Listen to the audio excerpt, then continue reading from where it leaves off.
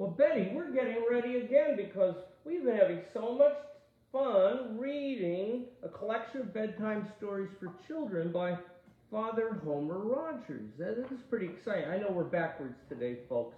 I apologize. That's because my videographer isn't here right this minute. So what I'm going to do is I'll speak backwards, and that way when you get it, it'll be turned around the right way. Is that okay? Okay, good. Well, Betty, anything exciting this week? No. Do you have any more days of school left before they say that your school year is over? Yeah, when's your last day? I'm not sure. Is it this week? Oh, Thursday. Thursday, okay. So Thursday is going to be the ending for, you're in the, which school district are you in? The Dallas? Or the Carrollton?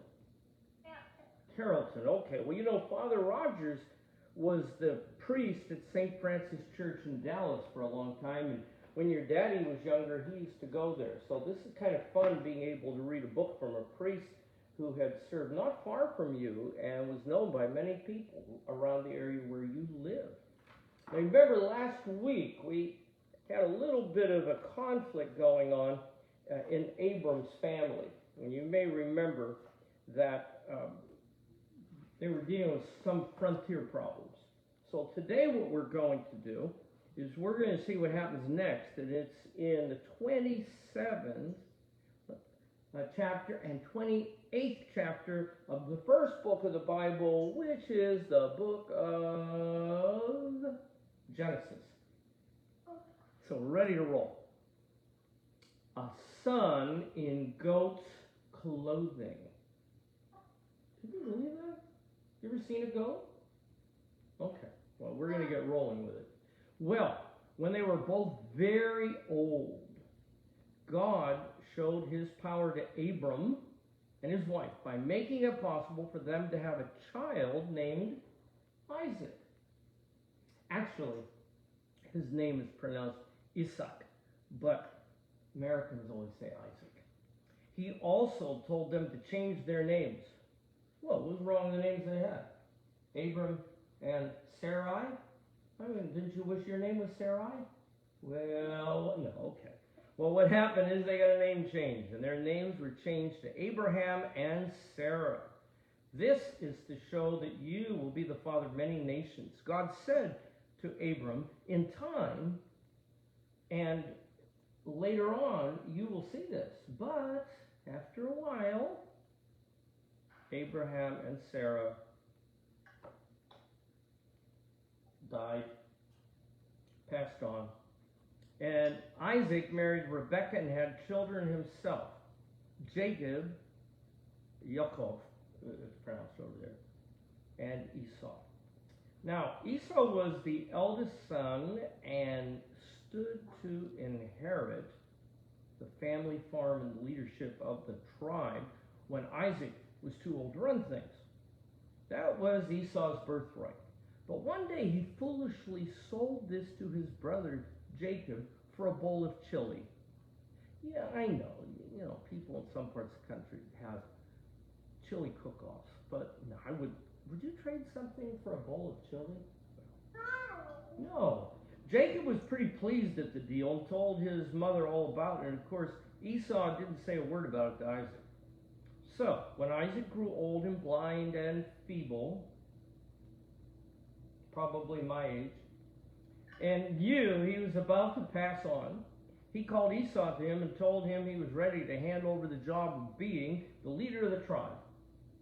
Or the leader of the pack, maybe, huh? The Jews in those days were sort of high church and felt there was a proper way to do this with a special sort of ceremony. Isaac told Esau to go out and kill a deer and make him some savory venison. And he'd eat it. Then he'd give Esau his very special blessing and make him the chieftain. Rebekah was there and heard all about it and got into a panic because Esau never said a word to his papa about his not being entitled to this honor anymore since he'd agreed to give it over to Jacob. Remember, he sold it off for a bowl of what? Chili. Yeah. Esau bustled around and got things ready and went out hunting for a deer. Rebecca ran into the kitchen, found Jacob putting up some kosher dill pickles. You like those? And told him what had happened. Jacob said, "Why, that dirty so-and-so, he's planning to go right ahead as if we hadn't made a bargain at all. Mama, what will we do?" Rebecca said, "Jacob, I've got an idea, but we'll have to be really careful because we dare not tell Isaac what has happened. He'd be furious. And with his heart condition, and the condition it's in," well, Jacob said, "Mama, what's your idea?" "Well," Rebecca replied, "your pa is so blind he can't tell you from Esau. And if we killed a goat and put enough of your hot sauce on it, he couldn't tell it from venison. He'll eat it, think that you're Esau, and then give you the blessing and make you the chief." "But Mama," Jacob said, "Papa is bound to tell us apart no matter how blind he is. What if he feels me?" "What?" "Well, Esau is as hairy as an ape, and I'm smooth. If he touches my hands while I'm serving him his dinner, he'll know I'm not Esau. I'll take some of the goat skin and fasten it to your hands and arms," said Rebekah. "Mom, it'll never work," objected Jacob. "You know Esau almost never takes a bath." Whoops. "And with all the exercise he takes, he smells like a stable. I just had a bath this morning. If I don't smell like Esau, Papa will smell a rat." Rebecca was a bit put out with Jacob by this time. She got right indignant and said, "Jacob, don't be such a scaredy cat. We'll find one of Esau's old sweatshirts and a pair of his jeans and put them on. You'll smell like a gymnasium. There. Does that satisfy you? Now, go and do as I say. Fetch me a nice fat goat from the herd and let's get busy, quick. If we're going to pull this off, we're going to have to do it before Esau comes back." So Jacob did as his mama told him and killed a nice fat goat. Do you have any goats in your neighborhood, Daddy? No. Okay. He cooked it and put in a whole lot of garlic and pepper and hot spices until you could hardly taste the meat. It was a good thing Isaac liked his food highly seasoned, or they'd never have a chance to get away with it. Jacob took the dinner into Isaac and set it before him. Jacob tried to pitch his voice low to make it sound like Esau and said, "Papa, here's your venison stew." Old Isaac cocked his head to one side and he said, "Well, Esau, you don't sound like yourself. You sure you're Esau? Come here, let me feel you." So Jacob stuck out his hands and Isaac felt the hairy goat skins that Rebekah had fastened to Jacob's arms. And the old man said, "The voice is the voice of Jacob, but the hands are the hands of Esau." And he sniffed, and he sniffed, and got a good whiff from Esau's old clothes that Jacob was wearing, and it smelled like Esau. And the old man grinned and said, "The smell of my son is as the smell of a new plowed field that the Lord has blessed." Isaac took a bite of the goat meat stew, and it was so hot it burned his mouth. But Isaac liked it that way. He never once suspected that it wasn't venison. When Isaac had eaten his fill, he gave Jacob a fine blessing and made him the chieftain of the tribe. Jacob said, "Thank you, Pa." Now, down deep in his throat, trying hard to sound like Esau, he gathered up the dishes and scooted out of there in a hurry because about that time he thought he heard the back door slam. And he felt sure it was Esau coming home. Sure enough, it was Esau with a big deer that he had killed. And he was set to work to fix his father some venison stew. He borrowed some of Jacob's hot sauce, which Jacob was happy to give him, and went in to serve dinner to Isaac. The old gentleman knew at once that he had been deceived, and he was very, very put out. But you can't take back a blessing, you know. Esau was furious and swore up and down that he'd kill Jacob with his bare hands, and I guess he would have too, if he could have caught him. Now Rebekah had to think up some excuse to get Jacob out of there until Esau got over his anger. So she went to Isaac later on that night and said, Isaac, you know, we're both angry with Esau for marrying those no-account Hittite girls. And Isaac agreed with her. Rebekah continued, why don't we send Jacob back home to find a wife among our kinsfolk in Mesopotamia? Isaac thought that was a really good idea. Perhaps he was so angry with Jacob for deceiving him that he was glad to get rid of him for a while. Anyway, he called Jacob to him and told him to go back to Mesopotamia and find himself a wife. Now, Jacob had spent all day dodging and hiding from Esau, and he too thought it would be a fine idea to get out of there for a while, so off he went. Well, sir, you can bet Jacob wished he had gone out camping with Esau more often, or had joined the Boy Scouts or something, because the land he had to travel through was wild and lonely, and he knew there were wild beasts and wilder men, and he was scared clean through, but he was more afraid of Esau, so on he went. Nighttime came, and Jacob was miles and miles from the nearest town. He hadn't even seen a farmhouse for a good while. It began to get quite dark, so Jacob picked up himself and moved off to a sandy place on a hillside and built himself a little campfire, made some coffee, and opened a can of pork and beans. He ate a little of it, but he didn't have much appetite. He smoked his pipe. Did you ever see me smoke a pipe? No, I don't smoke pipes. I think since I live in Texas, they just smoke meat, not pipes. So he smoked his pipe and sat staring off into the darkness, getting more and more worried and afraid. A dog howled from a nearby hillside, and you know how lonesome that sounds, and Jacob was really homesick. After a while, he couldn't hold his eyes open any longer, so he picked out a nice, smooth rock to use for a pillow and fell asleep. Did you ever put your head on a pillow, Betty, and go to sleep on a rock?